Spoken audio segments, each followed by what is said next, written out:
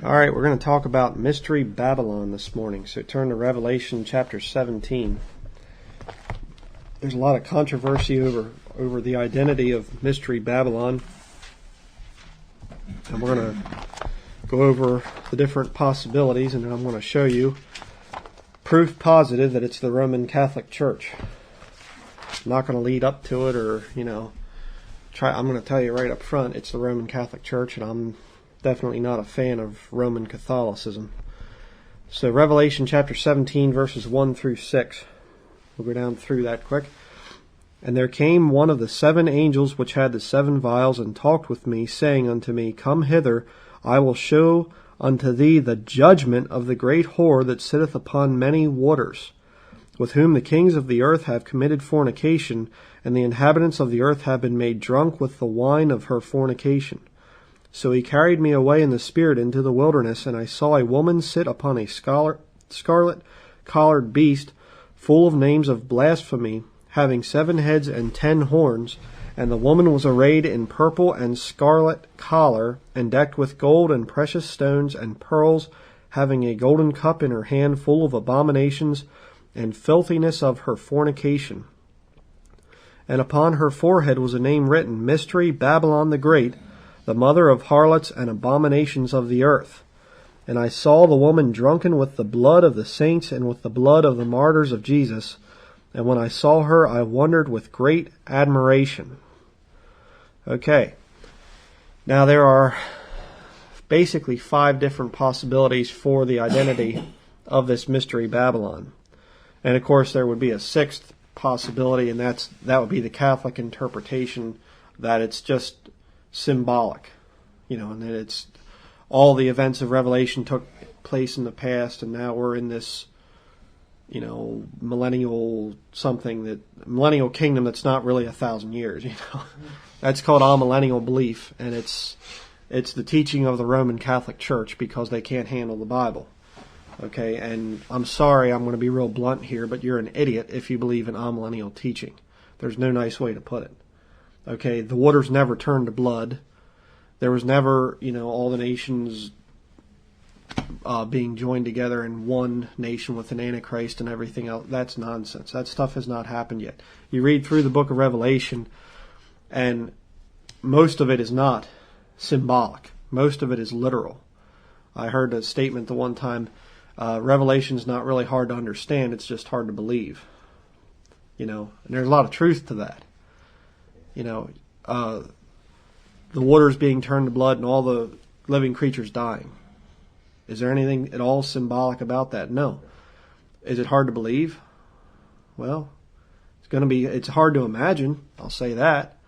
I mean, we live not too far, down there across the road there's a creek, and up the road a little ways there's a lake. I can't imagine that being blood, but it's going to happen. Why? Because the Bible says it's going to happen. Okay, but there are 5 things. We'll just throw out the amillennial thing. That's just nonsense. But then there are 5 possibilities for the fulfillment of this city that's being spoken of there, which is what it is, by the way. It's a city. Number 1, you have actual Babylon, geographic Babylon, which is in Iraq. Okay, that's the first possibility. That's possibility number 1. Number 2 is Jerusalem, Israel. That's what a lot of the anti-Semitic people like Tex Mars, he teaches that. Okay, Mystery Babylon is Jerusalem. Number 3, you have America. That's another one I've heard. Actually very popular. Number 4, and there are some people that do teach this, that it's the Illuminati, which I'll show you why they believe that, why they teach that. But that's another nonsense one. And then, of course, the 5th possibility, which is, I shouldn't say possibility because it's the truth, is Vatican City in Rome. Okay, that's your one there. That's definitely that one. And I'm going to show you by the end of this study, you're going to be convinced that it is Roman Catholicism that is described here. But now let's look at some points about this city, this Mystery Babylon. Okay, first of all, she is symbolized as a woman. Nearly every verse down through there, verses 1 through 7, it's she, the woman which thou sawest. It's woman, okay? Now, of those 5 possibilities, how many of them are often called a woman? Only one of them. Is geographic Babylon called in Iraq, is that called a woman? No. What about Jerusalem? No. America? No. Well, they say Lady Liberty. Well, that's a Statue of Liberty. But you don't really have America being called or symbolized as a woman. Okay, you have the Statue of Liberty, but that's not America. That's one place in America. The Illuminati? No. But what about Roman Catholicism? They call Roman Catholicism the Mother Church. Yes, she's described as a woman. Okay, secondly, Revelation 17, verse 18. Look there quick. It says, "And the woman which thou sawest is that great city which reigneth over the kings of the earth." Okay, now, what about the thing of a city? Is geographic Babylon in Iraq a city? Yes. What about Jerusalem? Yes. How about America? Is America a city? No. The Illuminati? No. Vatican City? Yes. So, there you have that. Okay. Let's just continue down through here. Number 3, the great city reigns over the kings of the earth. We just read about that there. Does geographic Babylon in Iraq reign over the kings of the earth? Hardly. What about Jerusalem? No. Some people try to say that it does. They try to do this Zionism thing, that the Jews control everything. That's nonsense. They don't. You have a lot of the Arabic nations over there that the Jews are not in control of them, and they want to wipe out Israel. So no, Jerusalem does not rule the kings of the earth. Okay, America, do we control China or Russia? No. All the time you see Obama going over and he's bowing down to these kings and stuff. He just met with the president of China here, I think just this past week, and he bowed to him. We don't control the kings of the earth. Okay, what about the Illuminati? Well, yeah, you can make the case there that there's probably something to that. And the term Illuminati is kind of an elusive term because you have a lot of groups within this Illuminati structure, and they aren't all specifically Illuminati, but that's another study. What about Vatican City? Do they rule over the kings of the earth? Absolutely. It's weird to see every president has to go and bow before the Pope. I have pictures of all of them doing it. They're all going over there and meeting him, kissing his ring and stuff like that, kneeling before him. Well, what's going on? I mean, if the Pope is just the head of a religious system, why are our presidents bowing to him? And all these other kings and things, why are they going and bowing to the Pope? We'll get into that as we continue here too.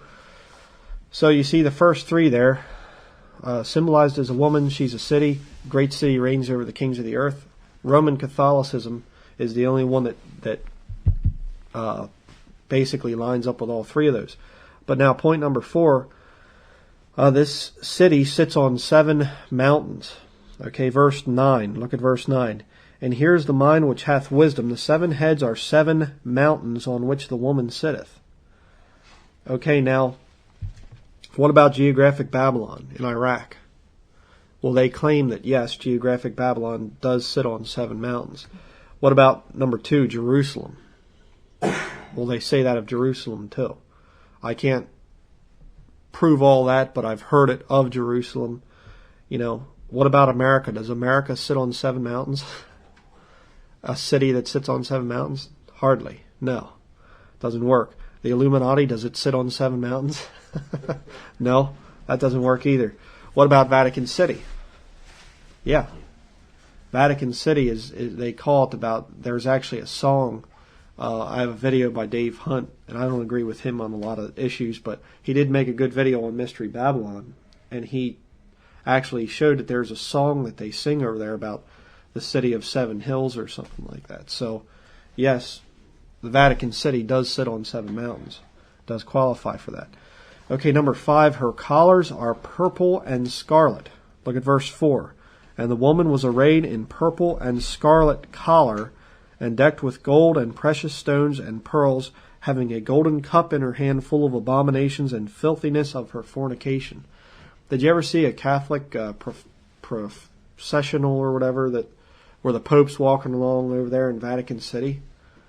Gold, silver, pearls, just in abundance. I mean, carrying solid gold staffs and everything like that. I mean, that right there should tip you off.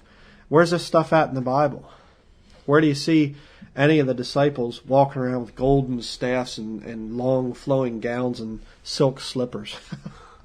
You should watch out for any man that goes out in public in silk slippers, by the way. But purple and scarlet. Look at a big gathering of cardinals and bishops sometimes. I mean, cardinals in red, bishops in purple.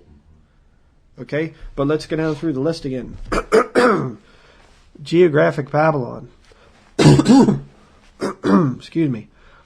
Babylon and Iraq. Are their collars purple and scarlet? No.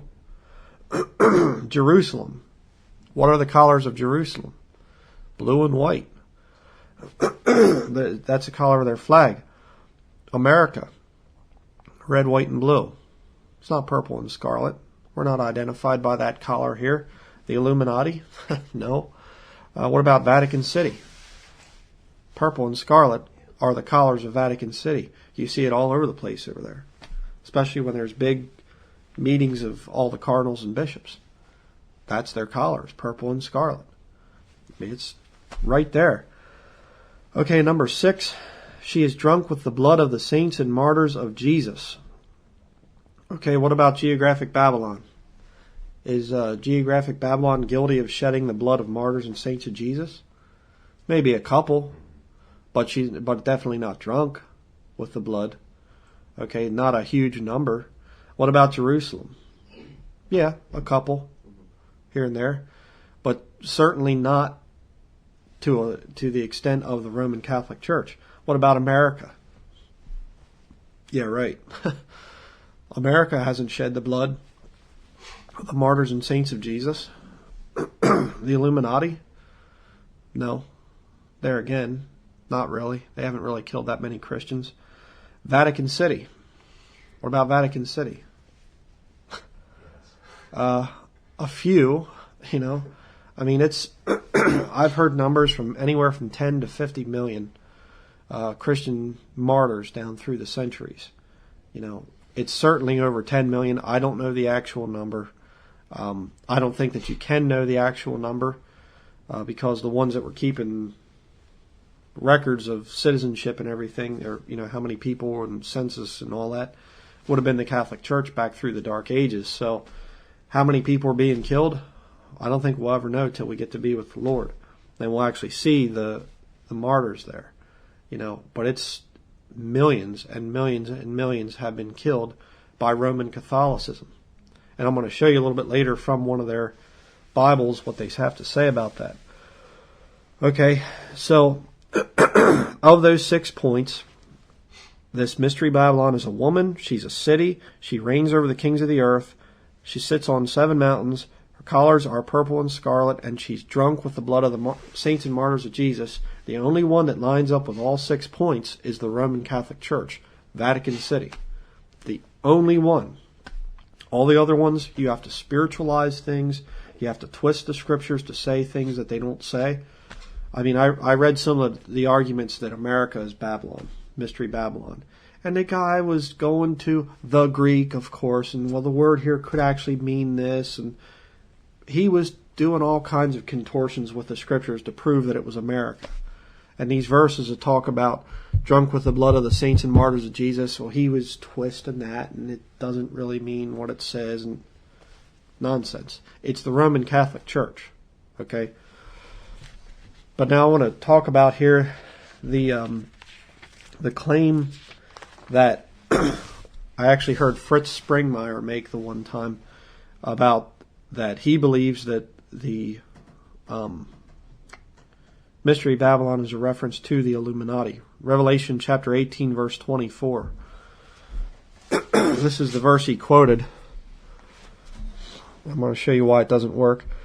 It says, "And in her was found the blood of prophets and of saints and of all that were slain upon the earth."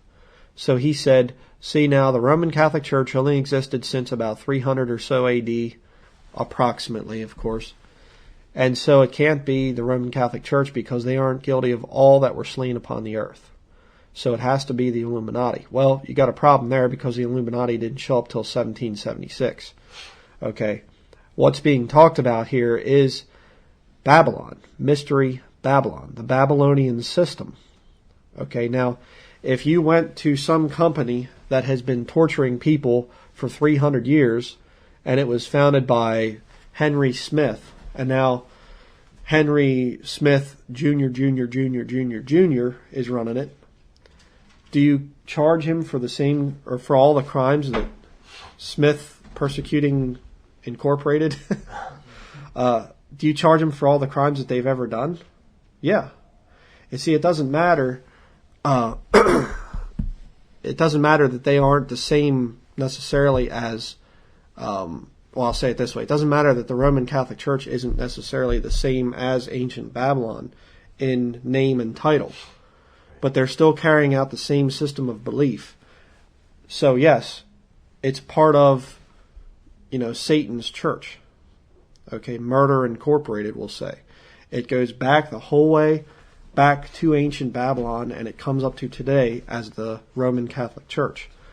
Now let's turn to Daniel chapter 2, and I'll show you what I mean by that. Daniel chapter 2 in your Old Testament there. Excuse my voice here. Daniel chapter 2, verse 31.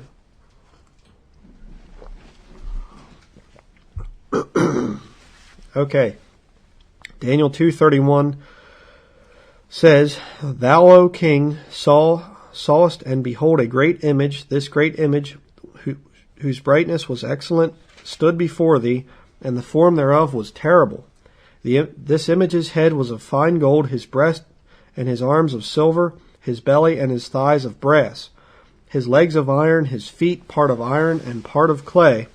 Thou sawest till that a stone was cut out without hands, which smote the image upon his feet that were of iron and clay, and brake them to pieces. Then was the iron, the clay, the brass, the silver, and the gold broken to pieces together, and became like the chaff of the summer threshing floors, and the wind carried them away, that no place was found for them. And the stone that smote the image became a great mountain and filled the whole earth." Okay, this vision, this dream that Nebuchadnezzar had was basically a prophecy concerning this Babylonian system. Here you actually have geographic Babylon. Okay, this is where it starts out at. And it starts out with King Nebuchadnezzar. Okay, but then there's going to come 4 kingdoms after his. Okay, and each one is going to be inferior to this image of gold here, the head of gold, which is where King Nebuchadnezzar is basically at there. Okay, but I want you to notice something. Are these kingdoms separate in their time period? Yeah. But are they part of the same body? Yes. So you see, you could have the 5th kingdom being guilty of all the crimes of those other 4 kingdoms. Why? Because it's the same body. Yes, they're separate kingdoms. They're separate. You have basically Babylonian, Medo-Persian, and then you have Greece, and then you have Rome, and then you have Roman Catholicism. Okay, you have that 5th kingdom. Okay, but they're separate, but they're all part of that same body. So you have the 5th kingdom being guilty of the other 4 kingdoms' sins. That's what's going on there. But now look down to verse 40. It says, "And the 4th kingdom shall be strong as iron, for as much as iron breaketh in pieces and subdueth all things, and as iron that breaketh all these shall it break in pieces and bruise." There you have your Roman legions. and they were very tough. Verse 41, and whereas thou sawest the feet and toes part of potter's clay and part of iron, the kingdom shall be divided, but there shall be in it of the strength of the iron, for as much as thou sawest the iron mixed with miry clay. And as the toes of the feet were part of iron and part of clay, so the kingdom shall be partly strong and partly broken. See, okay. And whereas thou sawest iron mixed with miry clay, they shall mingle themselves with the seed of men, but they shall not cleave one to another, even as iron is not mixed with clay. And in the days of these kings shall the God of heaven set up a kingdom, which shall never be destroyed, and the kingdom shall not be left to other people, but it shall break in pieces and consume all these kingdoms, and it shall stand forever. Okay, notice it says basically there that the God of heaven is going to set up a kingdom. Okay, it isn't post-millennial that we're going to set up a kingdom here, we're going to bring in the kingdom, and then Jesus shows up at the end, and Christians will destroy the Antichrist and the false prophet in the Roman Catholic Church. The God of heaven is going to destroy it. Read Revelation 19, listen to the other studies.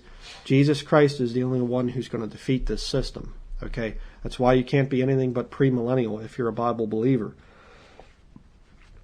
All right, but you see, the truth is, the iron kingdom, the fourth kingdom, does not completely go away.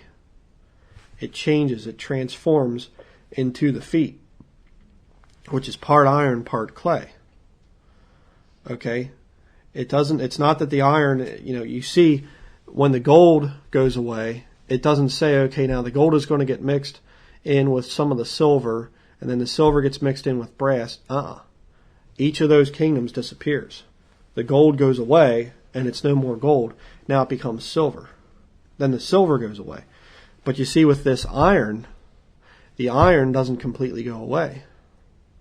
And you see, if you study history, you see back in the 4th century, I'll say it that way, back in the 4th century, you see the Roman Empire basically crumbling. The Western Empire falls apart, goes away. But then the other part of the Roman Empire merges and changes into the Roman Catholic Church. All right? But now I just want to look at something here. So you have the Roman aspect of this fifth kingdom, the iron. But what about this clay? What is clay a type of in the Bible? Go to Isaiah chapter 45. Go back a couple books, a bunch of chapters. Isaiah chapter 45, verse 9.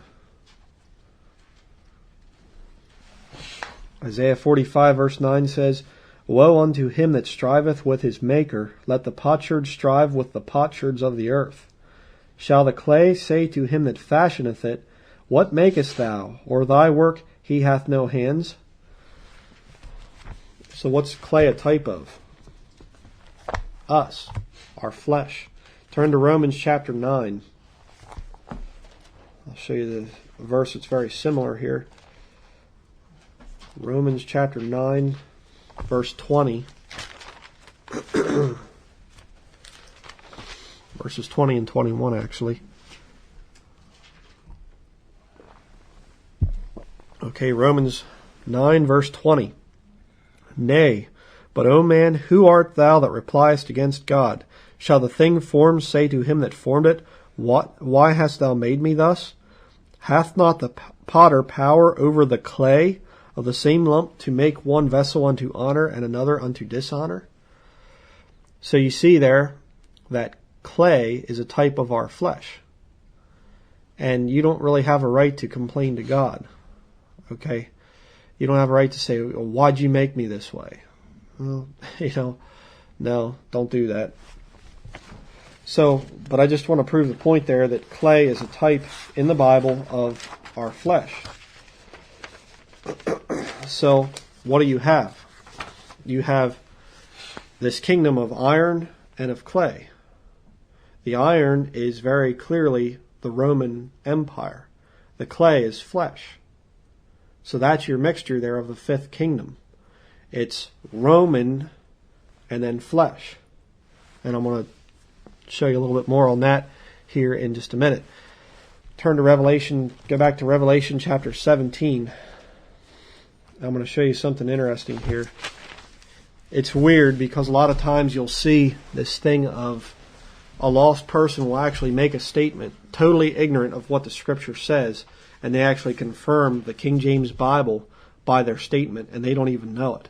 And I'm going to read an article from a Catholic website here in just a minute or two, but it says, Revelation chapter 17, verse 1, "And there came one of the 7 angels which had the 7 vials, and talked with me, saying unto me, Come hither, I will show unto thee the judgment of the great whore that sitteth upon many waters." Okay, what are these waters? Verse 15, "And he saith unto me, The waters which thou sawest, where the whore sitteth, are peoples and multitudes and nations and tongues." So the great whore sits upon many waters, and these waters are people. Okay, what are people? They're flesh. So this woman, this Roman system, is going to have a lot of flesh under her control. And guess what? Guess which church is the biggest of all on this earth? Which church has the most members? Roman Catholicism. 1.1 billion members worldwide. The biggest of all churches. The second biggest is the Islam, which is like 940 million. Okay? Don't try to compete, by the way, if you're a Bible believer. We're never going to be in the running for the biggest church. So, in spite of what some of the brethren try, with their big church buildings, not going to work. But here I got on this website, fallibleblogma.com. The guy's a Catholic, and he has a thing in here about, there are about 1.1 billion Roman Catholics. Now listen to what he says here in this paragraph. And, this guy, he couldn't turn to this verse, to the Revelation 17, verse 1 and 15.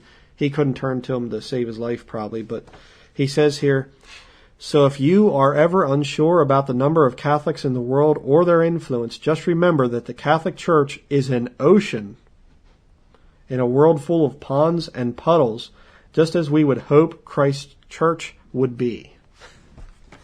So in other words, if Jesus had a church, it would be the biggest one. Wrong. "Broad is the road that leads to destruction, and many there be which go in thereat." But see, a Catholic looks at things through the flesh. And by the way, there in Revelation 17, I thought it was interesting. Verse 6, John says, "And when I saw her, I wondered with great admiration." He didn't say astonishment or wonder. He said admiration. Why would John admire this woman that was drunk? In the same verse, she's drunk with the blood of the saints and martyrs of Jesus. Why would he admire her? Because she appears religious. That's why. And she's, decked in gold and silver and everything else. Okay, so she is definitely appearing religious. And that's why a lot of people are deceived. Okay, now, turn to Galatians chapter 5. We're going to look at something here. As I just stated, the Roman Catholic Church is the biggest collection of flesh on the planet. It's the biggest church. So let's talk about the flesh here quickly. Galatians 5:19 through 21 gives the lusts of the flesh. Now, if the Catholic Church is the one most involved with the flesh, then these lusts of the flesh should be in abundance. We're going to see that that's exactly true.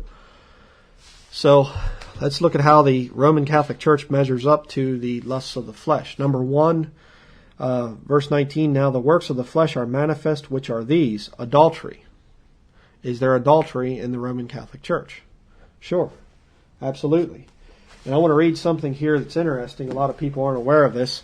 Here I have the New St. Joseph Baltimore Catechism on page, where are we at? 139 here. 139. It says, "A Catholic who is married by a justice of the peace or a Protestant minister is really not married at all, but simply living in sin.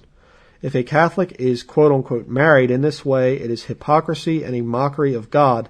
God puts no bond of marriage around such a couple, as he does around couples who are married by a priest. When a Catholic is married at a civil or non-Catholic ceremony, other Catholics are not allowed to be present, or even to send gifts or show any approval, since this is not a real marriage, but simply a terrible agreement to live together in sin. If the marriage takes place at a religious ceremony, the Catholic party is excommunicated. To have this sin forgiven, the couple must be married by a priest or separate from each other.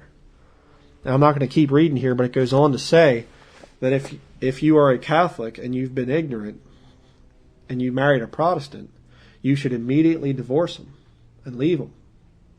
Which is very interesting because 1 Corinthians 7:12 through 14 says, But to the rest speak I, not the Lord. If any brother hath a wife that believeth not, and she be pleased to dwell with him, let him not put her away. And the woman which hath an husband that believeth not, and if he be pleased to dwell with her, let her not leave him.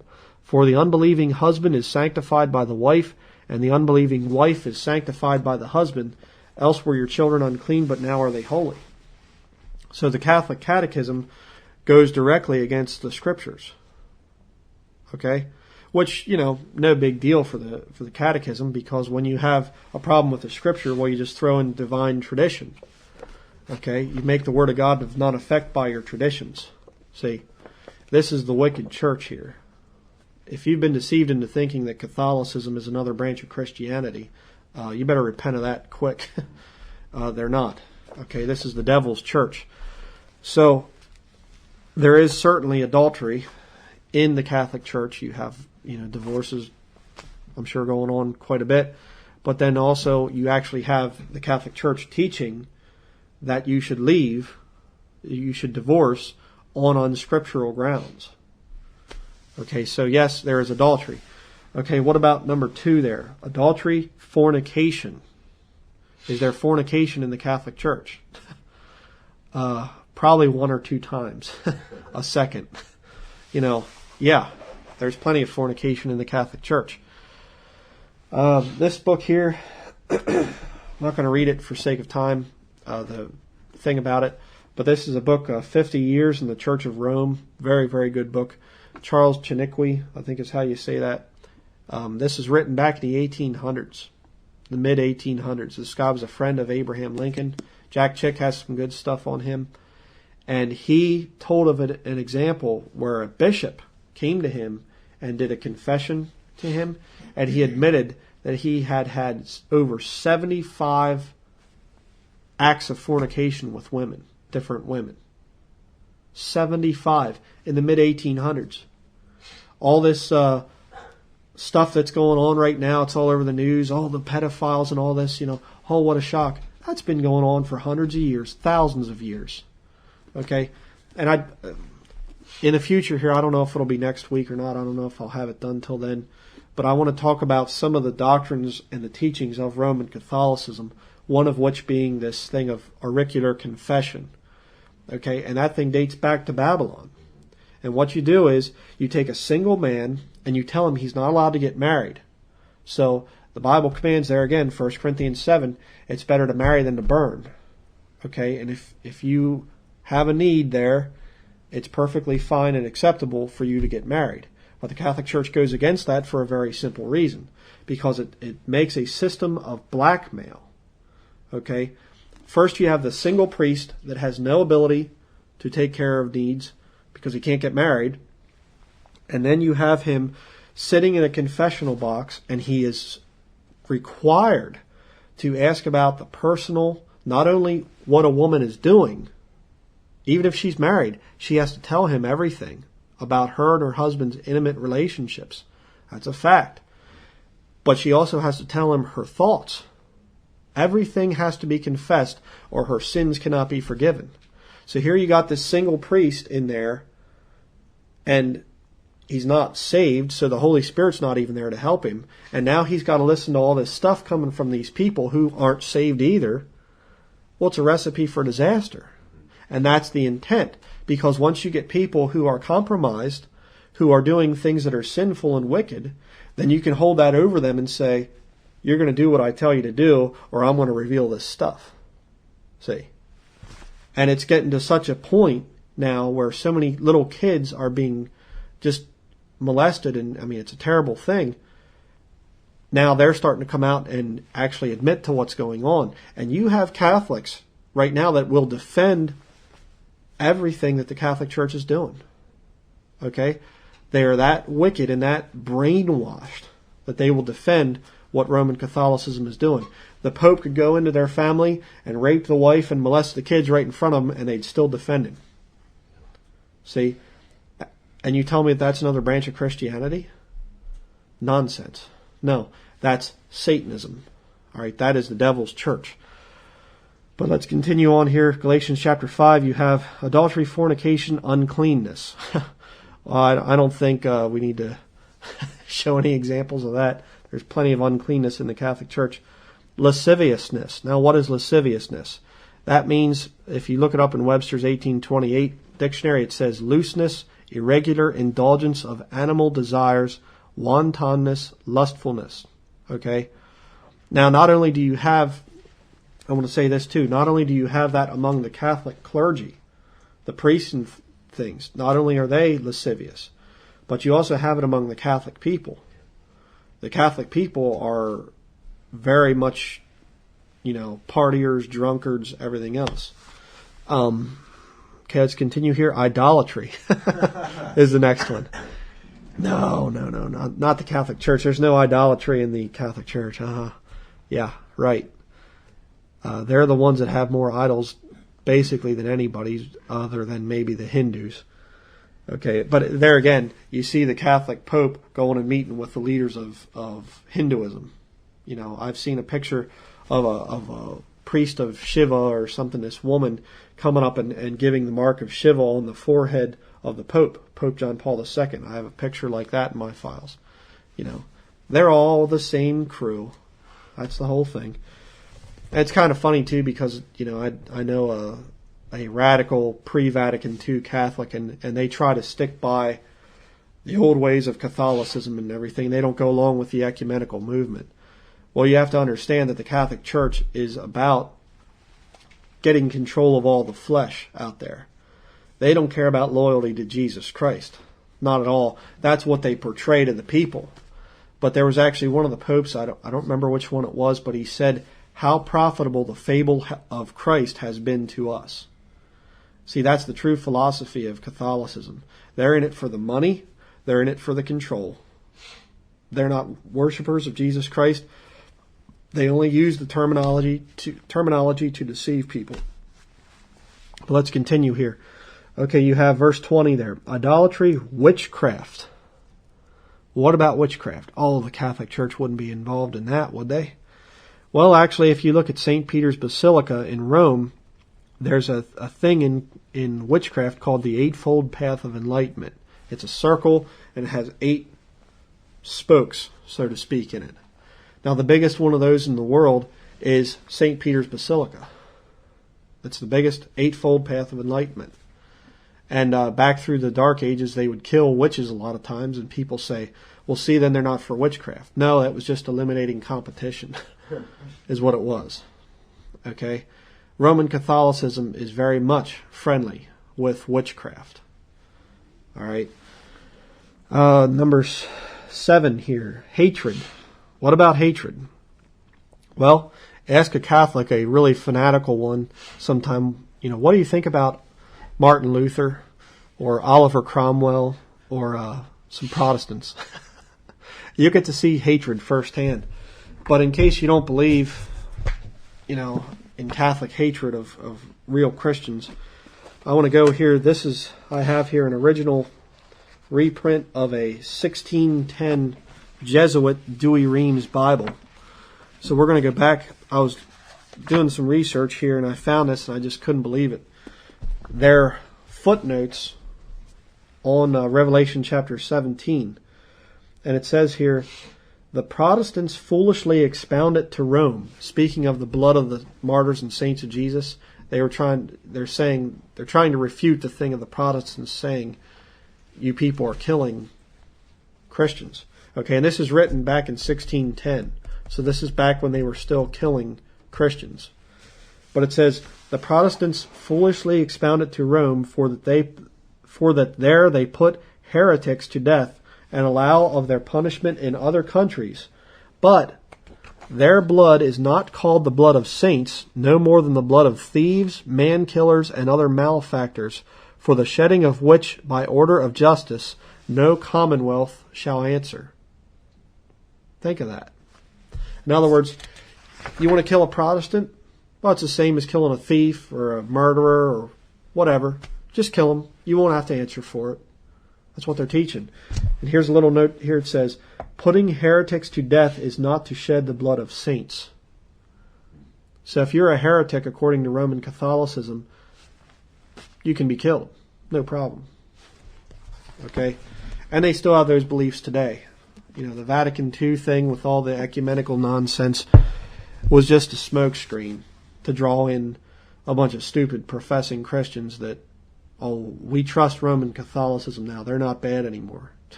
Yes, they are. Okay. Let's continue on here. And by the way, I just want to say, too, it's perfectly fine and acceptable to hate Roman Catholicism, but we have to be careful that that hatred does not spill over onto the Catholics. Okay, there are some Catholics that you could probably hate, because they're not going to change. They're not, they're fanatics. But there are a lot of them that are just ignorant. And right now, by the way, is a very good time to witness to Catholics because a lot of them are very disillusioned. They're starting to question. They're saying, if this is the one true church, then why do the priests molest children? I don't want my kids being molested. And they're starting to kind of scratch their heads. See, we should not have hatred for those people. They're in it innocently, ignorantly. That's why they're in it. But as far as hating evil, I just want to read 2 verses here. Romans 12:9. Let love be without dissimulation. Abhor that which is evil. Cleave to that which is good. And that's kind of referring back to Amos chapter 5, verse 15. The first part of it says, hate the evil and love the good and establish judgment in the gate. So yes, you should hate evil. You see, true love requires true hatred. But, as I said, don't let that hatred spill over onto the Catholic people themselves. Okay, number 8. You see there in verse 20. Idolatry, witchcraft, hatred, variance. Okay, now what is variance? Variance is difference that produces dispute or controversy, dissension, discord. Do the differences between us and Catholics produce dissension and discord? Of course, yeah. Okay, and of course they're not going to submit to the teachings of the Bible and repent and change. And we can't change our stands either. So yes, there is a lot of variance within the Catholic Church. But what about the next one there? Emulations. How do you define emulation? Well, I'm going to read here Webster's 1828 dictionary definition says, the act of attempting to equal or excel in qualities or actions, rivalry, desire of superiority attended with effort to attain to it, generally in a good sense or an attempt to equal or excel otherwise in that which is praiseworthy without the desire of depressing others. Okay, it can be good, but it says in a bad sense, a striving to equal or do more than others to obtain carnal favors or honors. Is the Pope on the same level as the Catholic on the street? No. They worship the Pope as God. So is there emulation within the Catholic Church? Yes, certainly. All right, what about the next one there? We have emulations, wrath. Well, what about wrath? I'm going to read here a little bit of the Jesuit extreme oath of induction. The Jesuits were started in the mid-1500s to counter the Reformation, okay, to bring all churches back under the control of Rome. And by the way, we are in the final stages of that, where all the big denominations are now under Roman Catholic control. That's why you shouldn't be part of a denomination, by the way. That's why we call ourselves Bible believers. I mean, our doctrines are basically Baptist, and we agree with the Baptist denomination in most issues, but we aren't going to call ourselves Baptist because we don't want to be linked to a denomination. It's not a sin necessarily, but we are Bible believers. That's what we are. Okay? But I just want to read here a little bit of the extreme oath of induction. This is what a Jesuit swears to when they are initiated into the higher realms and when they go out to actually deceive Protestants. They say, the superior actually says to the Jesuit that's there to be trained, he says, "You have been taught to insidiously plant the seeds of jealousy and hatred between communities, provinces, states that were at peace, and incite them to deeds of blood, involving them in war with each other, and to create revolutions and civil wars in countries that were independent and prosperous, cultivating the arts and the sciences, and enjoying the blessings of peace." Roman Catholicism does not want people getting along and having peace. Okay? They don't want that. They incite wrath and hatred. Okay? What about strife? The next one. Well, I'm going to read further down here in the extreme oath of induction for the Jesuits. It says, "I furthermore promise," this is what a Jesuit has to swear, "I furthermore promise and declare that I will, when opportunity present, make and wage relentless war, secretly or openly, against all heretics, Protestants and liberals, as I am directed to do, to extirpate and exterminate them from the face of the whole earth, and that I will spare neither age, sex, or condition, and that I will hang, waste, boil, flay, strangle, and bury alive these infamous heretics, rip up the stomachs and wombs of their women, and crush their infants' heads against the walls, in order to annihilate forever their execrable race. That when the same cannot be done openly, I will secretly use the poisoned cup, the strangulating cord, the steel of the poignard, or the leaden bullet, regardless of the honor, rank, dignity, or authority of the person or persons, whatever may be their condition in life, either public or private, as I at any time may be directed so to do by any agent of the Pope or superior of the Brotherhood of the Holy Faith of the Society of Jesus." Good Christian love there, brother. I'll tell you what. You can just feel the love, you read through it. But you see, that's what they do. Okay, you talk about strife. They're saying, don't let anybody get along. Kill them if you can. Assassinate them. Murder them. And that's what the Jesuits have done. And their killing and murdering here in America has been mostly through the Bible colleges. They've killed and murdered Christians' faith in the King James Bible. And they're getting Christians to think well of the Catholic Church, which is just disgusting. Okay, let's continue on here. Seditions is the next one. Okay, a sedition is a rebellious uprising against authority. Well, obviously the Jesuits there. And, people say, you ask the average modern day fundamentalist Christian, what are you worried most about? Oh, those Islamic terrorists, Al-Qaeda and stuff like this. I'm not worried about them. Islam does not scare me one bit, to be honest with you. I'm not really worried about Islam. The Jesuits, yeah. The Jesuits are a much more serious threat. And you can see their influence in the churches because 99% of Christians don't even think about them. They drive past a Jesuit university, you say, hey, what's that? There's a Jesuit center. What do you think of that? Oh, I don't know.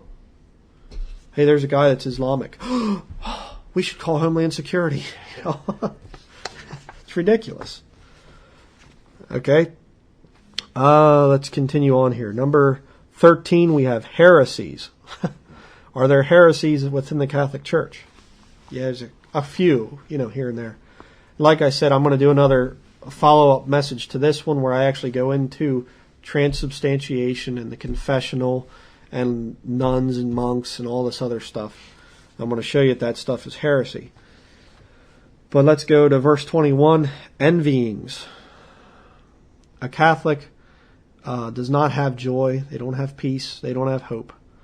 A true Catholic is taught that you have to work all of your life, and if you die in a state of grace, you might not have to spend as much time in purgatory. I mean, the best of the best Catholics believe that when they die they're going to burn. I mean, think about that. Do they envy a Christian? Do they envy a Bible believer? Yeah. They'll get mad, all these Protestants, they say that they know that they are going to heaven. They say that they can know it. That's ridiculous, Yeah, they envy the peace that a Bible-believing Christian has. So yes, there's envying there. Let's look at the next one. Murders. A few. Up into the couple of million there. Drunkenness. They drink wine for communion. Of course there's drunkenness.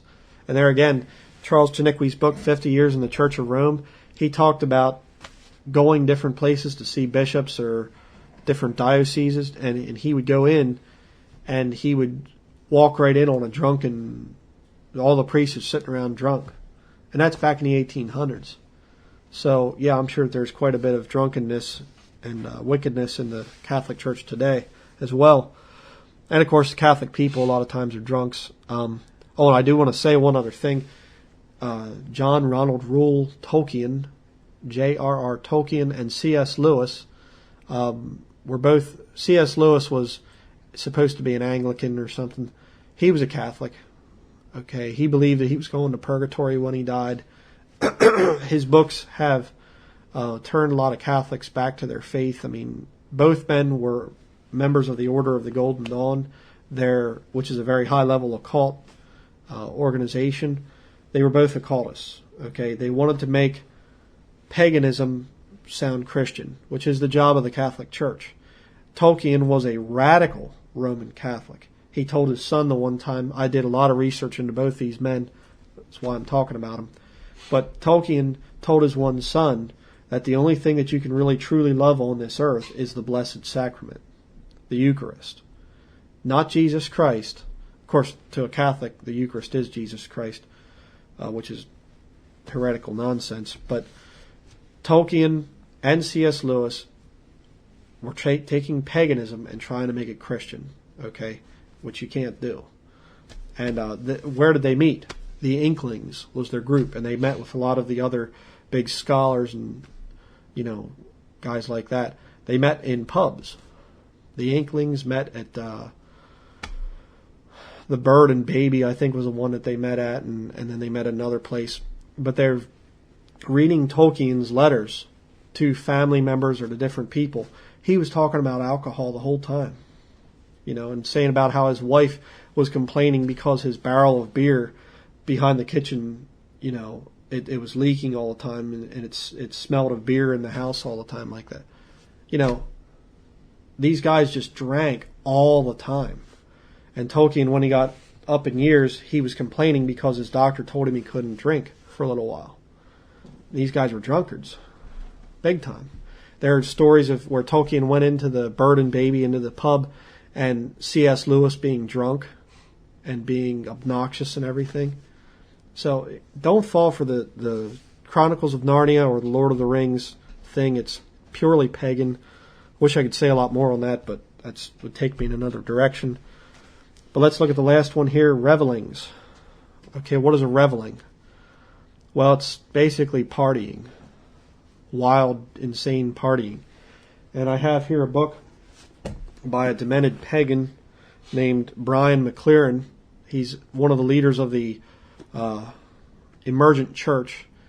And I have him in my new video. This book, actually, it says, Why I Am a Missional Evangelical Post-Protestant. And he goes on to say, Catholic, Unfinished Christian. Guy's warped. He has a whole bunch of things here. But I want to just read something he says about the Catholics, why he's a Catholic. He has a bunch of reasons here, and he says, Catholics know how to party. That's one of his reasons why he calls himself a Catholic, because they know how to party. He says, but on the other hand, can you imagine Lutherans or Presbyterians or Baptists creating Mardi Gras? No, I can't.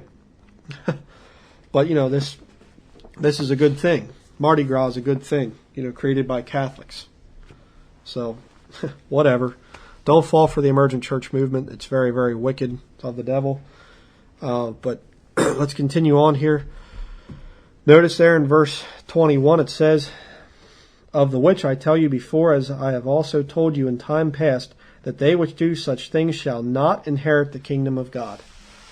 All of those things, all of those wicked lusts of the flesh are in abundance within the Catholic Church. It's not another form of Christianity. But now let's go back to Daniel chapter 2.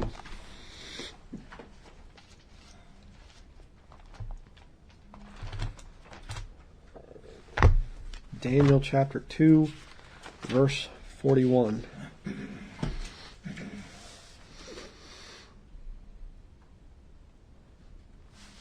It says there, "And whereas thou sawest the feet and toes part of potter's clay, and part of iron, the kingdom shall be divided, but there shall be in it of the strength of the iron, for as much as thou sawest the iron mixed with miry clay. And as the toes of the feet were part of iron and part of clay, so shall the kingdom be partly strong and partly broken." Now I'm going to offer up a theory here, which kind of came to me as I was doing this message. And it's just a theory. I'm not going to teach this doctrinally and be dogmatic about it, but it's something that I think is very interesting. People say there have been 4 kingdoms and the 5th one is coming. Well, here's my theory. What if we're in the 5th kingdom? What if we've been in the 5th kingdom since the 4th century?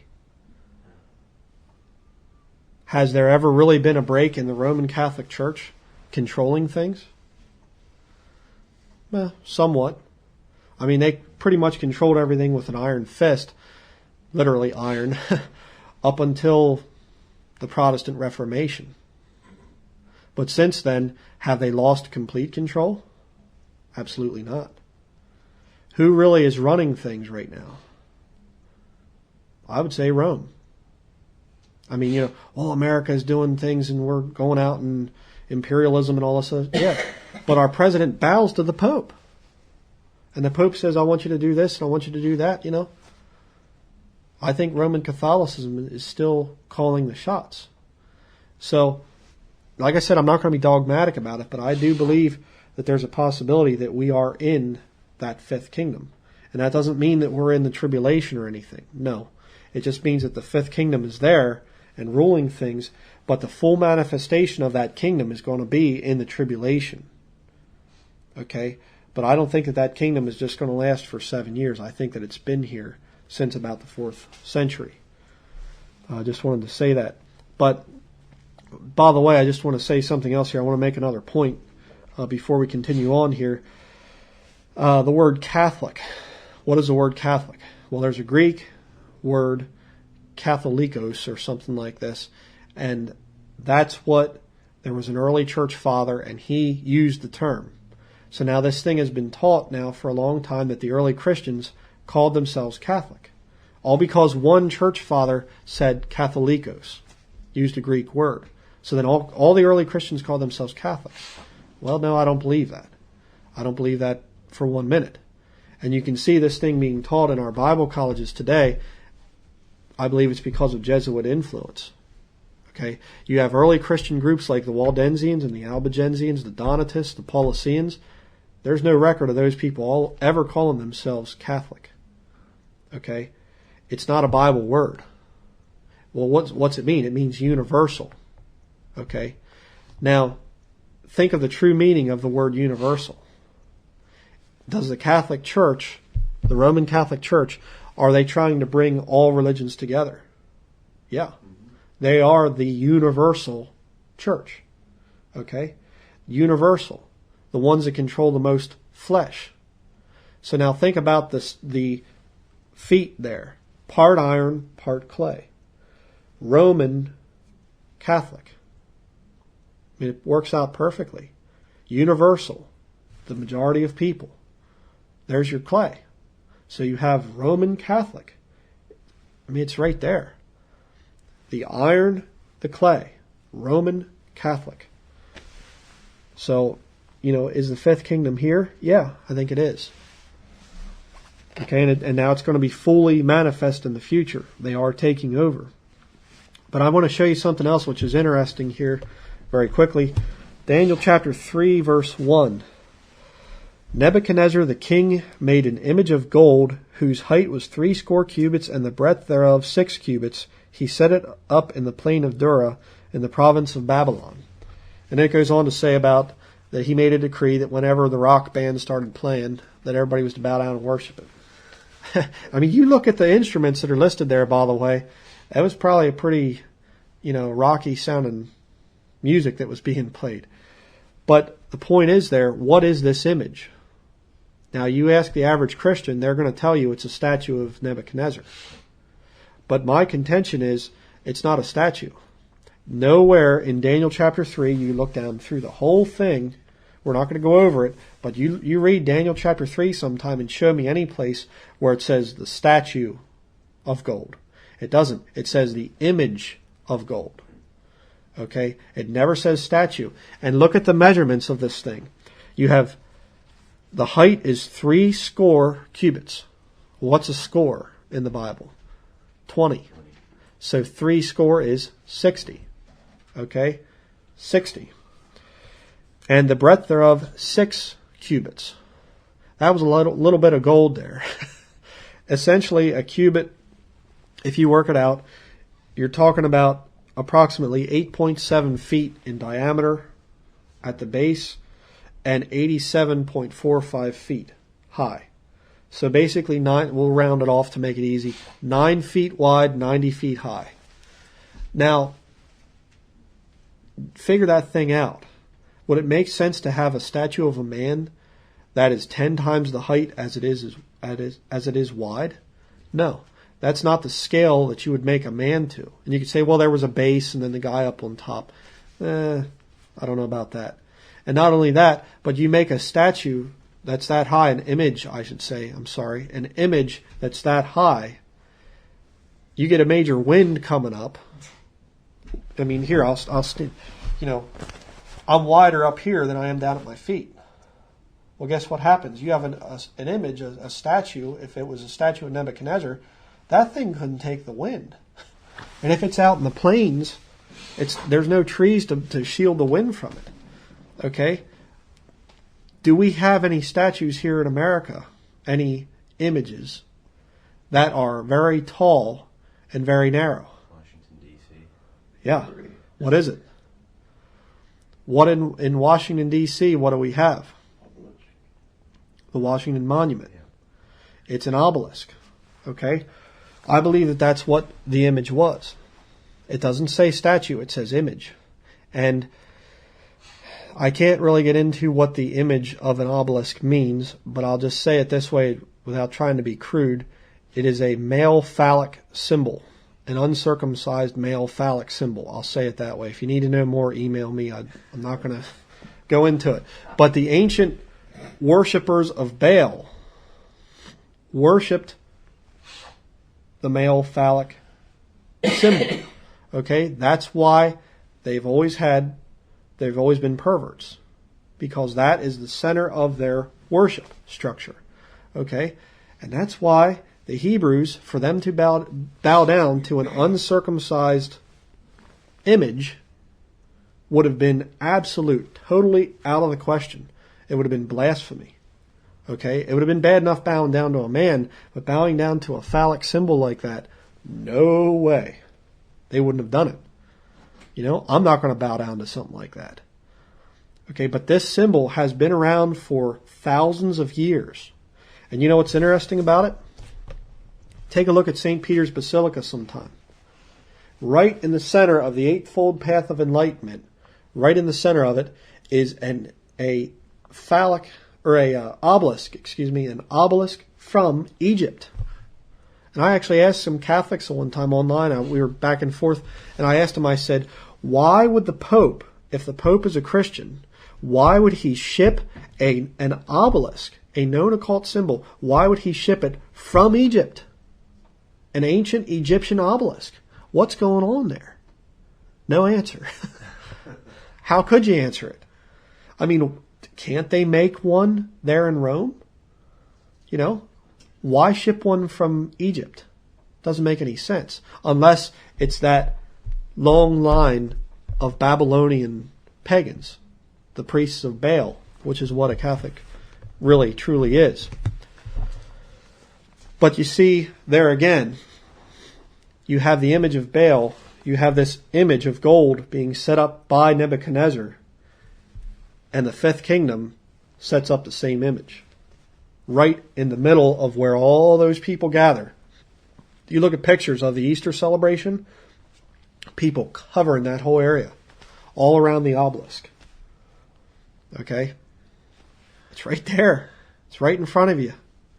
Ancient Babylon is not gone and no more.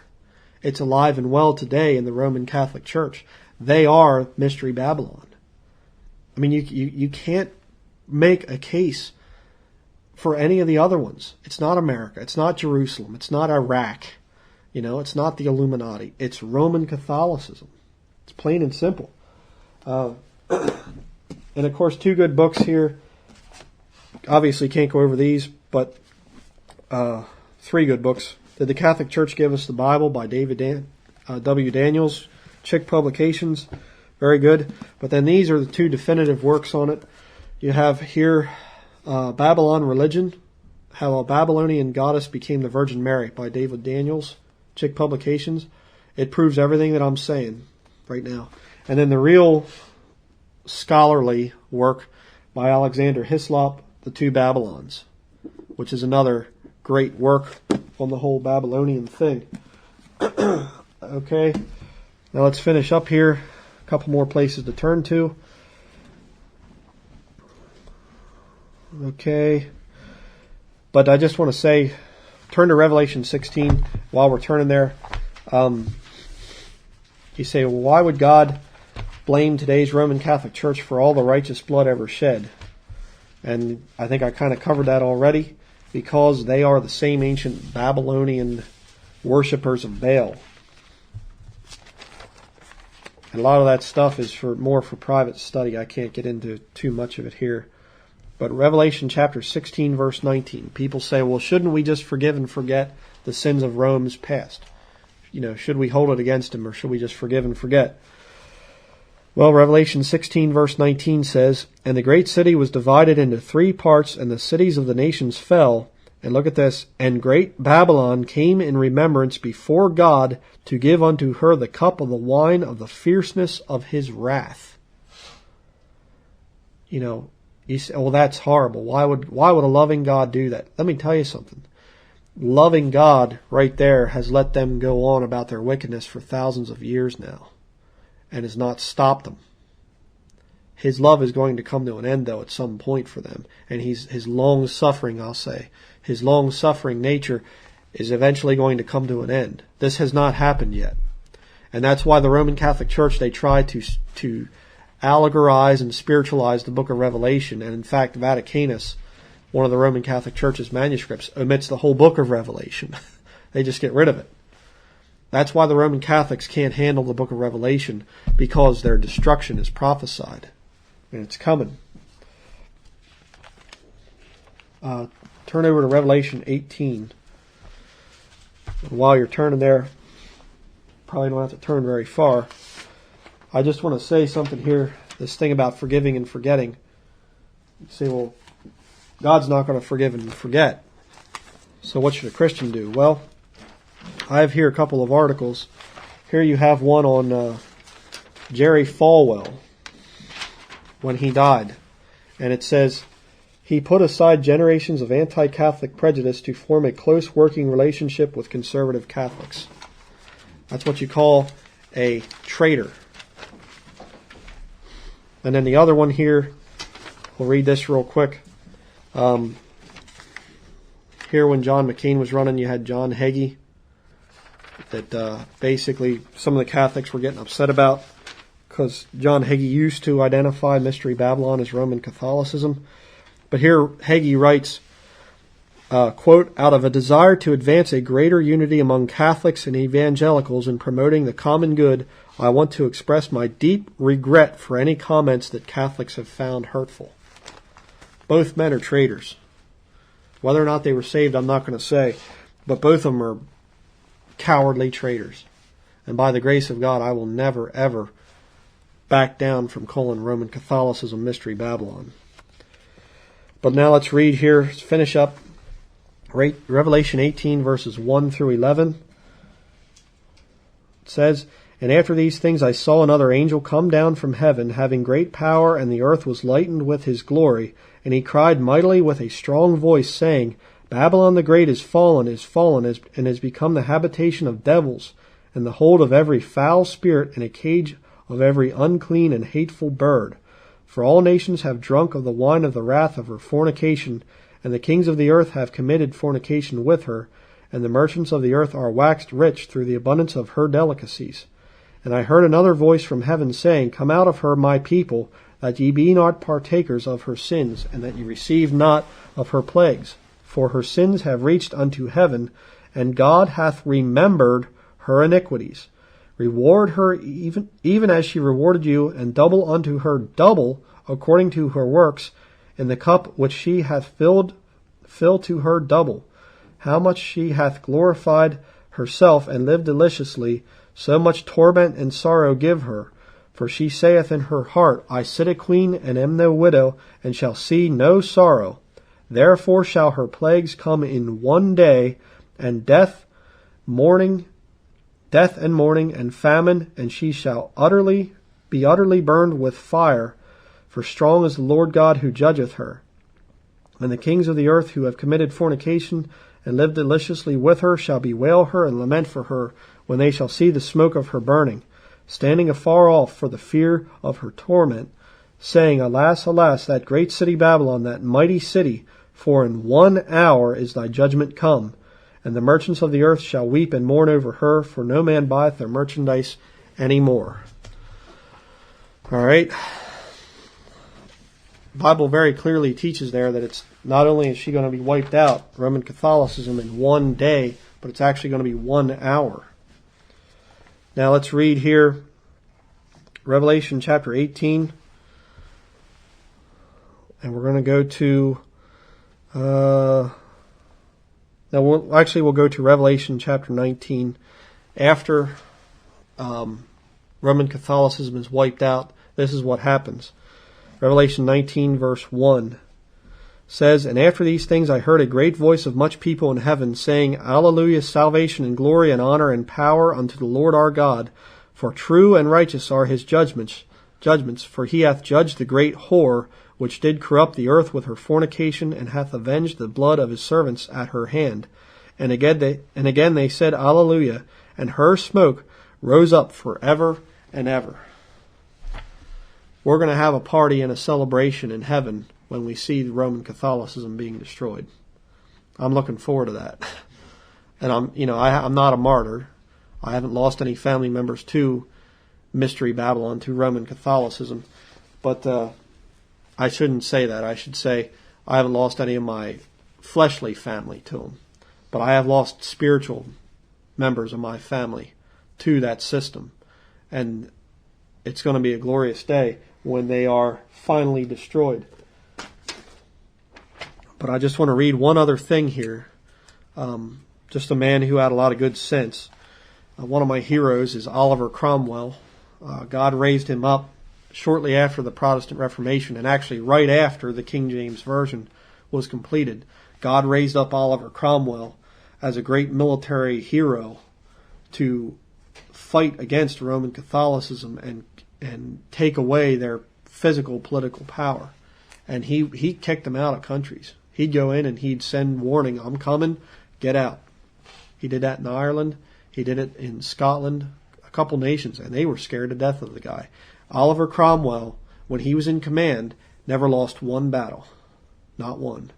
He was a great military hero. And by the way, while he was out there fighting, he was sick. He struggled with sickness all of his life. He was just an amazing man, and definitely saved. There's no question about that. But here he says, see, there was a big thing back then. Well, shouldn't we reform the Catholic Church? Maybe we could help them and change some of their corrupt ways and whatever. And Oliver Cromwell knew the scriptures. And he says, "Whosoever would have gone about to heal Babylon when God was determined to destroy her, he does fight against God, because God will not have her healed." And that's it. Right there. God's not going to fix the Roman Catholic Church. Why? Because he's already written it. It's already in ink right here. It's going to be destroyed. Roman Catholicism's death warrant is already signed. But right now, like I said earlier, right now we have an opportunity with a lot of Catholics starting to doubt the Catholic Church because of all the abuse stuff going on. Right now is a great opportunity to witness to them and get them out of that system, okay, before it's too late. But do not ever, you yourself, don't ever fall for Roman Catholic lies. Don't ever try to unify with them. Don't ever try to come to a place of common consent. Don't ever do it. And number two, if you have a pastor or a leader of any kind and they're friendly to the Roman Catholic Church, get away from them. Get as far away from them as you can. I don't care how quote-unquote godly they are or spiritual they are. If they say that the Roman Catholic Church is okay, and don't talk about the crimes of the past, and don't talk about the Jesuits, they are crooked. They're corrupt. So I guess that's it for this morning. Thank you for listening.